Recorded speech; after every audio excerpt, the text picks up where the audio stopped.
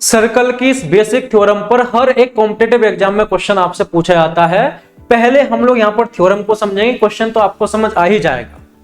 Theorem को समझने का प्रयास करिए। आपके सामने यहां पर एक सर्कल है, इस सर्कल का सेंटर यानी केंद्र को हमने मान लिया यहां पर O है।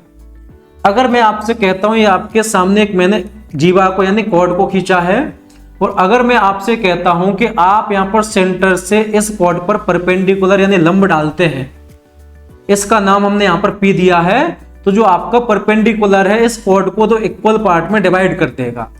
अगर OP परपेंडिकुलर है किस पर, AB पर, देन इसके बाद जो AP है ये बराबर हो जाएगा किसके, PB के। अगर OP परपेंडिकुलर है AB के तो जो AP की लंबाई है और PB की लंबाई आपस में इक्वल होगी। यहां पर इसका रिवर्स भी ट्रू होता है। रिवर्स किस तरीके से बनेगा, ये यहां पर सर्कल का सेंटर यानी O है, सर्कल का सेंटर O है और यहां पर हमने कॉर्ड को लिया AB। आप नॉर्मली यहां पर इसको मिला देते हैं, इस पॉइंट पर मिलते हैं P पर। अगर क्वेश्चन में आपको ऐसा दिया है कि अगर AP ये बराबर है PB के, देन ये तभी पॉसिबल होगा जब आपका OP है ये परपेंडिकुलर होगा किस पर, AB। कंसेप्ट आपको दोनों ही तरीके से याद रखना है कि अगर OP परपेंडिकुलर है AB पर तो AP और PB आपस में इक्वल होंगे।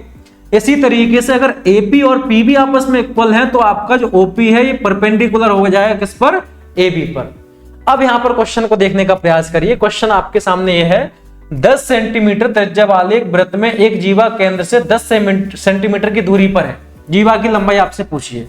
यहां पर हमने मान लिया ये आपके सामने एक कॉर्ड है, ये सर्कल का यहां पर सेंटर है, तो सेंटर से इस कॉर्ड के बीच की दूरी दी गई है। जब भी दूरी की बात करी जाएगी, दूरी हमेशा परपेंडिकुलर ली जाती है ना, तो परपेंडिकुलर डिस्टेंस है तो यहां पर 90 डिग्री पर आपको टच करेगी। तो हमें यह समझना है कि यहां पर इनके बीच की दूरी तो यहां पर 6 दी गई है, और यहां पर इसकी रेडियस कितनी दी गई बताइए, इसकी रेडियस यहां पर 10 दी गई है। तो बाई पाइथागोरस थ्योरम, या आपको ट्रिपलेट याद है तो आपको पता है ये वाली लंबाई यहां पर कितनी आ जाएगी, 8 आ जाएगी। और आपको पता है परपेंडिकुलर डिस्टेंस है तो दो इक्वल पार्ट में इसको डिवाइड करेगी। अगर ये 8 है तो ये भी कितना होगा बताओ, 8 होगा। तो पूरी जीवा की लंबाई यहां पर कितनी बन जाएगी बताइए, 16 बन जाएगी। तो ए ऑप्शन आपका यहां से करेक्ट आंसर हो जाएगा। अगर ये क्वेश्चन आपको समझ आया है तो इस क्वेश्चन का आंसर आपको कमेंट बॉक्स में बताना है। राधे राधे सभी को।